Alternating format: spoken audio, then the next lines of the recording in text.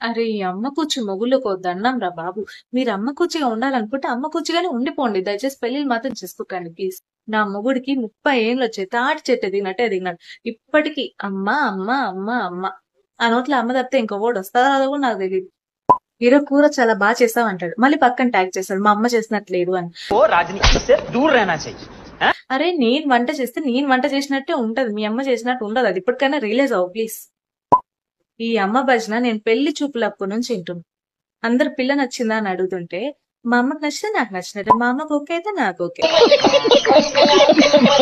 అమ్మనే ఇంత బాగా చూసుకుంటుంటే పెళ్ళాన్ని ఇంకెంత బాగా చూసుకుంటాడని మా అమ్మ కవర్ చేసి కన్విన్స్ చేసి నాకు పెళ్లి చేసి ఆఖరికి తాళి కట్టేటప్పుడు కూడా వాళ్ళ అమ్మని చూసాడు. వాళ్ళ అమ్మ తలూపింది కాబట్టి తాళి కట్టాడు, లేదంటే అది కూడా కట్టుండడేమో నాకు అర్థం కాదు. వాళ్ళ అమ్మ తలొప్పుకున్నా ఉన్నా బాగుంది, అట్లీస్ట్ లాస్ట్ మూమెంట్ లోనే సేవ్ అయింది.